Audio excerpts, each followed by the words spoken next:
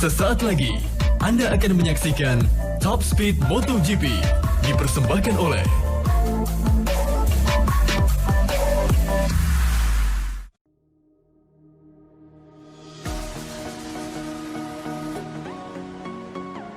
tak ada kalimat lain untuk menggambarkan seberapa menyeramkan kejadian ini. Agar MotoGP dan Rossi bahkan jadi trending topik Twitter setelah kecelakaan di ajang balapan pekan lalu. Ditambah lagi, crash dahsyat juga terjadi saat balapan Moto2 sejam sebelumnya. Beruntungnya, semua yang terlibat tak mengalami cedera fatal.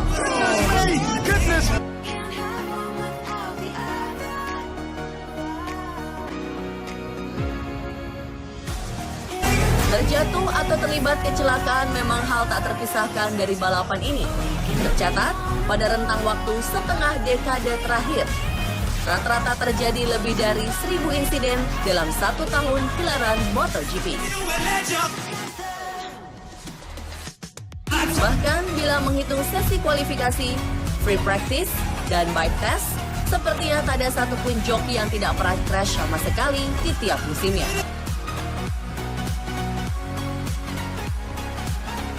Lalu, modal apa sajakah yang dipakai oleh para rider saat memacu kuda besinya hingga 350 km per jam?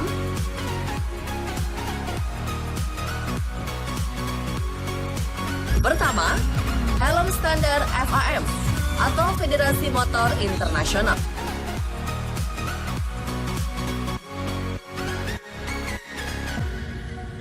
Sarung tangan berbahan Kevlar yang tak mudah sobek saat bergesekan dengan aspal, plus pelindung buku jari adalah hal wajib berikutnya. Kemudian sepatu racing yang digunakan para pengendara harus punya durability 3 kali lipat dibanding gloves-nya. Dan tentu saja, the most important thing, baju balap kulit model one piece atau tanpa potongan atasan dan bawahan. Syarat utama racing shoes standar MotoGP adalah punya ketahanan hadapi gesekan 10 kali lipat dari bahan garment terkuat. Wear pack ini juga memiliki pelindung benturan di bagian bahu, siku, lutut, dan kaki. Di era modern, produsen membuat cover dada dan punggung menjadi satu bagian dengan seluruh part racing shoes.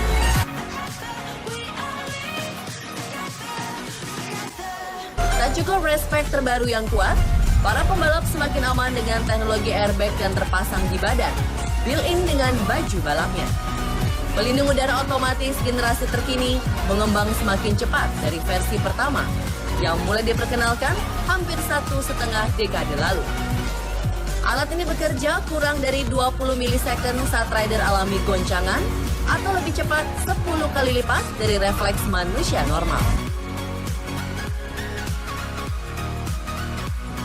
Gelembung udara di berbagai bagian tubuh inilah yang berulang kali terbukti melindungi para penunggang kuda besi dari cedera lebih serius saat alami kecelakaan hebat. Sistem airbag diatur oleh modul elektrik yang terletak di bagian kuno. Sensor giroskop atau orientasi sudut berpadu dengan pendeteksi kecepatan akan memutuskan kapan kantong udara ini harus mengembang. Bagian ini juga berfungsi sebagai tempat minum yang bisa menampung 300 ml air. Selain satu set race pack dari seri 1 ke seri lain, pembalap menambahkan pelindung siku dan lutut tambahan yang terbuat dari plastik khusus tahan gesekan.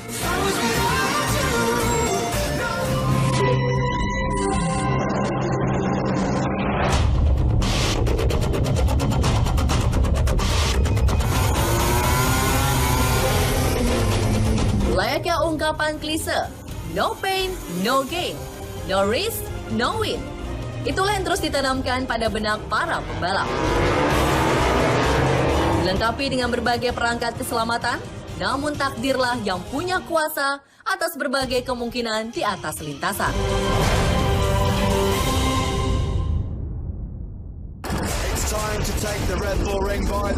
Cuaca cerah sebelum start tak bisa kurangi ketegangan.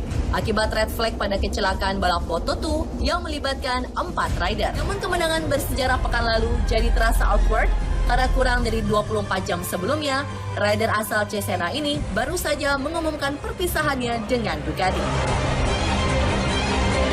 Well, akankah ada rekor baru 6 ride win for Ducati Course sore ini? Satu yang pasti, hasil lomba kemarin tentu semakin kuatkan anggapan bahwa juara dunia tahun ini akan sulit diprediksi.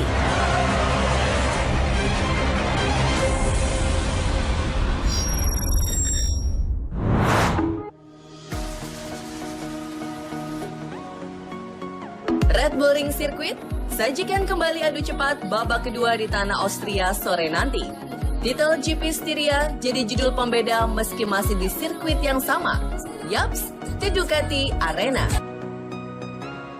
Di atas kertas, sirkuit sepanjang 4,3 kilo ini memang kurang menguntungkan bagi tim Clear Biru. Namun di daftar yang beruntung terhindar dari insiden Zarco dan Morbidelli pekan lalu, optimis YZR M1 memiliki kecepatan untuk bersaing. This track is difficult. We have to suffer a bit. Our pace is not fantastic or not for fight for the podium or for the victory. But in the second half of the race, I was not so bad, and I can stay constant, and I can keep a decent pace, and I take some points.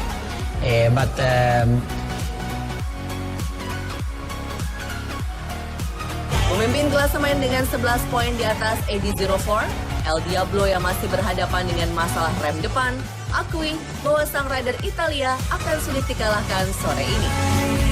All the next tracks, I think Andrea, of course, is one of the main contenders. But like you said, many manufacturers are there. Also, I think the top 5 was for manufacturers. So everybody is there, and I think is quite fun. So yeah, we will try to make our best this weekend. We had a good pace last week, so we want to work to have even a little bit better to be fighting with the podium guys. Berbeda dengan rival seangkatan yang musim lalu, Red Bull Ring memang jadi trek favorit Joan Mir saat kiprahi kelas Moto3 di musim 2016 dan 2017. Rider 22 tahun ini tak sabar hadapi kembali sang raja Austria kelas utama. Finally, we get a good result after searching always a good result, but for some reasons we had bad luck. We couldn't get our result. Yes, we have a good base, a competitive bike. But we lost a little bit in sector 1 and sector 2, and then sector 3 and 4 we recover a little bit of time. And I was behind the Ducatis a lot of laps. I was able to study a little bit our strong points, our weak points, and for sure there's good information for this race. Meski mampu kukuhkan gelar raja sirkuit Red Bull Rings, The Professor pantang berpuas diri. Desmos Edici yang diuntungkan oleh karakter sirkuit dinilai masih memiliki titik lemah. I think we show a really good speed in the race, but still I don't feel that good, especially in the middle of the corner on exit, and we have to try to be better, especially because we can bring that for the next tracks. Babak kedua, tanah Austria siap suguhkan drama. Akankah sang raja kembali berdikdaya atau turun tahta? So let's see, GP Mania.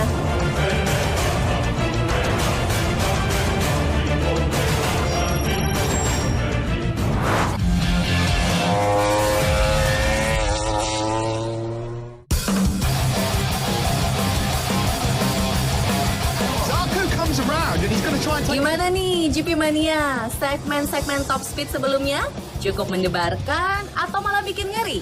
Ya itulah kehidupan, ada saatnya senang, tak jarang pun tertimpa musibah. Life must go on guys. Biar nggak makin stres, sekarang kita ketawa-ketawa aja dulu yuk. Ngeliatin tingkah laku kocak-kocak orang di balik layar dalam Behind the Scene MotoGP.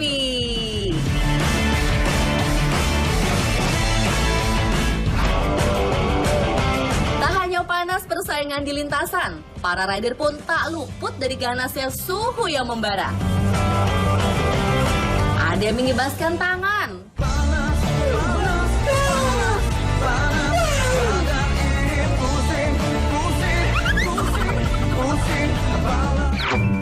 atau mengelap keringat.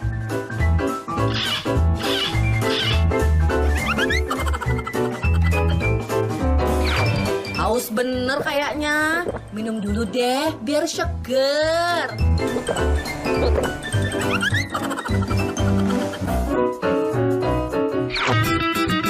Ya ampun, kipasnya gede bener.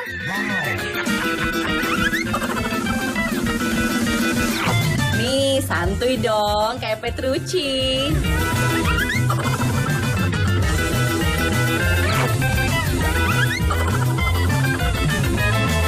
Eyalah, ini kok malah pakai selang motor? Ada-ada aja sih. Kalau Jack Miller sih nggak cukup kipasan doang, mandi aja deh sekalian. Mandi kembang tengah malam, jangan kau lakukan kalau mengharap. Si Luca Marini malah ikut-ikutan keramas deh tuh. Basah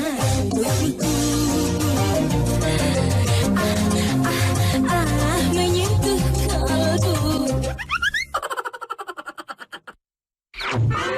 Nah, ini si Jordi Torres kenapa jadi kayak cacing kepanasan gini? Mondar-mandir aja, Bang.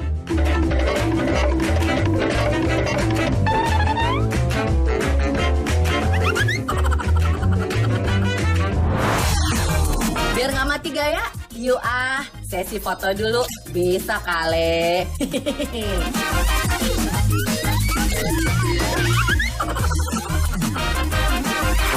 Ada juga yang kena prank pas dikasih surprise ulang tahun.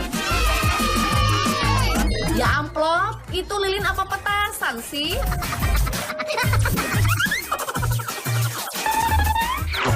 Cie, tapi girang kan tuh dikasih kado.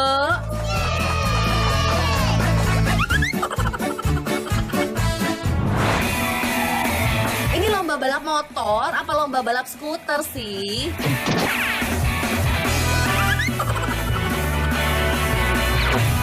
Lah, nih skuternya malah dimainin kayak skateboard gitu.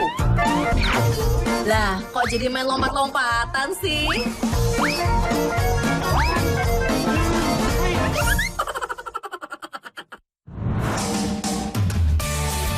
Sebagai penutup, ini dia bidadari-bidadari pemanis sirkuit buat GP Mania. Bye-bye!